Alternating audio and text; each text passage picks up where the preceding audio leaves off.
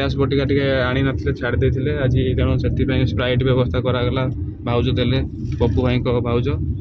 ନମସ୍କାର। ଏବେ ବର୍ତ୍ତମାନ ଆମେ ଫେରୁଛୁ, ସହରକୁ ଫେରୁଛୁ। ବର୍ତ୍ତମାନ ଟାଇମ୍ ପାଖାପାଖି ହେଲାଣି 10ଟା, 10:30।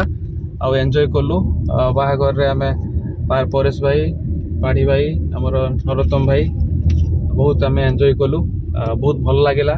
ଆମର ଯେଉଁ ଜର୍ଣ୍ଣି ଥିଲା ଆଜି ଆମର ନୂଆସାହିକୁ, ସହରରୁ ନୂଆସାହି ଯାଇଥିଲୁ ବାହାଘରିଆ। ଆଉ ବହୁତ ଭଲ ଲାଗିଲା ସେଠିକାର ଯେଉଁ ବ୍ୟବହାର, ସବୁ ଛାତ୍ରମାନଙ୍କର, ଛାତ୍ରୀମାନଙ୍କର ସମସ୍ତଙ୍କର ବ୍ୟବହାର ବହୁତ ଭଲ। ଆମର ବଳିଆ, ଦୀପ୍ତି, ପପୁ, ବଦଲ, ଯାହା ବି ସମସ୍ତ ମିଶିଲୁ, ସବୁ ପିଲାଙ୍କର ବ୍ୟବହାର ବହୁତ ଭଲ ଲାଗିଲା। ସମସ୍ତେ ଭଲରେ ରୁହନ୍ତୁ, ଆଗେଇ ଯାଆନ୍ତୁ, ପାଠ ପଢ଼ନ୍ତୁ। ଆଉ ଏବେ ରାତିରେ ଆମର ପ୍ରଶାନ୍ତ ଭାଇ ଚଲାଉଛନ୍ତି, ଗାଡ଼ି ଚଲାଉଛନ୍ତି, ସେ ସାହାଯ୍ୟ କରୁଛନ୍ତି। ପରେଶ ଭାଇ ଟିକେ ୱିକ୍ ହେଇଯାଇଛନ୍ତି, ଟିକେ ଅଧିକା ଖାଇ ଦେଇଛନ୍ତି ଆଜି ଭାଇ। ଆଉ ଭାଇ କେମିତି ଦେହ ଏବେ କେମିତି ଲାଗୁଛି ଭାଇ? ଭଲ ଲାଗୁଛି, ଠିକ୍ ଅଛି ଦେହ। କୋଲ୍ଡ ଡ୍ରିଙ୍କସଟା ପିଇଦେଲା ପରେ ପେଟଟା ଗ୍ୟାସ୍ଟା ଛାଡ଼ିଗଲା। ଭାଇଙ୍କର ଟିକେ ଗ୍ୟାସ୍ ପ୍ରୋବ୍ଲେମ୍ ଅଛି, ତେଣୁ ସେ ଯିଆଡ଼େ ଯାଆନ୍ତି ପାଖରେ ନେଇକି ଯାଆନ୍ତି ଗ୍ୟାସ୍ ବଟିକା। ଆଜି ଆଣିନଥିଲେ, ତେଣୁ ତେଣୁ ସେ ଗ୍ୟାସ୍ ବଟିକା ଟିକେ ଆଣିନଥିଲେ, ଛାଡ଼ି ଦେଇଥିଲେ ଆଜି, ତେଣୁ ସେଥିପାଇଁ ସ୍ପ୍ରାଇଟ୍ ବ୍ୟବସ୍ଥା କରାଗଲା। ଭାଉଜ ଦେଲେ, ପପୁ ଭାଇଙ୍କ ଭାଉଜ। ଆଉ ଭାଇ ଆଉ କେତେ ଏବେ ଠିକ୍ ଅଛି ନା? ଏବେ ପୁରା ଠିକ୍ ଠାକ୍ ଲାଗୁଛି। ଆଉ ଗୀତ ଗାଇବ ନା, ମନ ହେଉଛି ନା କ'ଣ? ଗୀତ ଗାଇଲେ ଗାଇଦେବି, କିଛି କଥା ନାହିଁ।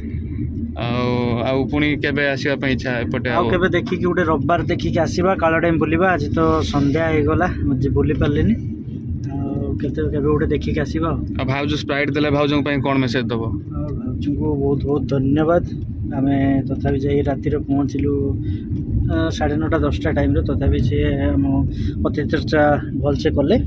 ଆଚ୍ଛା, ପ୍ଲେସ୍ ଯାଇଥିଲ ଆଜି, ଜାଗାଟା କେମିତି ଲାଗିଲା? ଜାଗା ତ ବହୁତ ଭଲ ଲାଗିଲା। ବେଶୀ ଖୁସି ଲାଗିଲା ସଞ୍ଜୟ ଭାଇଙ୍କ, ତାଙ୍କ ଷ୍ଟୁଡେଣ୍ଟ ମାନେ ଯେମିତି ତାଙ୍କୁ ବହୁତ ଭଲ ପାଇବା ଦେଉଛନ୍ତି, ବହୁତ ତାଙ୍କୁ ଦେଖିକି ଖୁସି ଲାଗିଲା।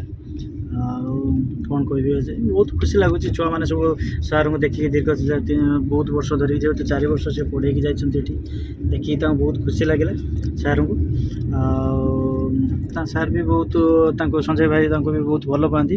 ଛୁଆମାନେ ବି ତାଙ୍କୁ ଦେଖିକି ବହୁତ ମାନେ ମିଶି ଯାଉଛନ୍ତି, ଯେମିତି ଜଣେ ଶିକ୍ଷକ ଛାତ୍ର ନୁହେଁ, ଭାଇ ଭାଇଙ୍କ ଭଳି ମିଶି ଯାଉଛନ୍ତି। ଆଉ ବହୁତ ଖୁସି ଲାଗିଲା। ଆଉ ପଛପଟରେ ବିକର୍ତ୍ତନ ଭାଇ ବସୁଛନ୍ତି, ଶୋଇଗଲେଣି। ସେ ମଟନ୍ ପ୍ରବଳ ଖାଇ ଦେଇଛନ୍ତି। ଫଟୋରେ ଆସୁନାହିଁ ତ, ଆସିଲା ତ? ଇଏ ହେଲେ ଆମର ବିକର୍ତ୍ତନ ଭାଇ, ଯିଏକି ଆସିଥିଲେ। ମଟନ୍ 6-7 ଥର ନେଇଛନ୍ତି, କାହିଁକିନା ଉଦଳା ଏରିଆର, କପ୍ତିପଦା ଏରିଆର ମେନ୍ ହେଉଛି ଫୋକସ୍ ଆମର ମଟନ୍ ଉପରେ। କିନ୍ତୁ ମଟନ୍ ଇଏ ଭାଇ ଆକ୍ଚୁଆଲି 6-7 ଥର ନେଇଛନ୍ତି। ନା ମୁଁ ସବୁ ଜାଣିଛନ୍ତି, ମୁଁ କମ୍ ଖାଏ। ଆଉ 6-7 ଥର ନେଇଛନ୍ତି ମଟନ୍, କାରଣ ସେ ତାଙ୍କର ମେନ୍ ଫୋକସ୍ ହେଉଛି ସିଏ ଆମର ଖାଇବେ ମଟନ୍ଟା। ମଟନ୍ ସିଏ ମିନିମମ୍ 6-7 ଥର ନେଇଛନ୍ତି।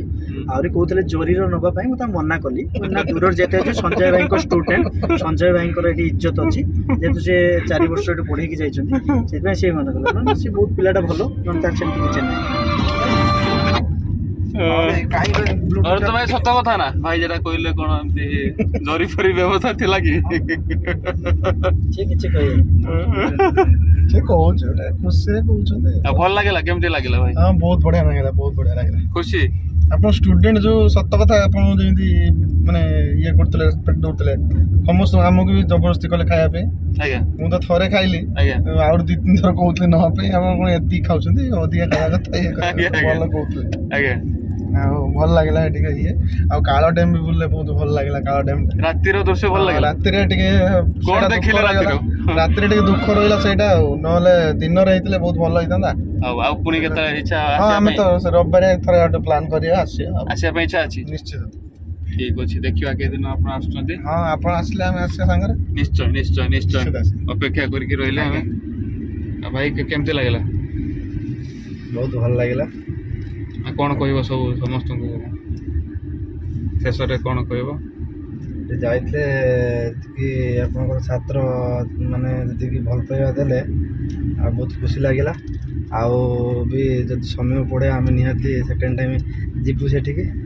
ଆଉ ପିଲାମାନଙ୍କର ଯଦି ଭଲ ପାଇବା ଦେଇଛନ୍ତି, ନିହାତି ଦିନେ ନା ଦିନେ ପୁଣି ଯଦି ସମୟ ମିଳେ, ଆମକୁ ସମୟ ଯଦି ଫାଙ୍କା ହଉ, ନିହାତି ଯାଇକି ବୁଲିକି ଆସିବୁ।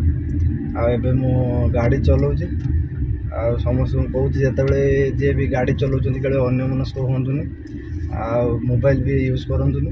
ସିଟ୍ ବେଲ୍ଟ ଦେଇକି ଗାଡ଼ି ଚଲାନ୍ତୁ।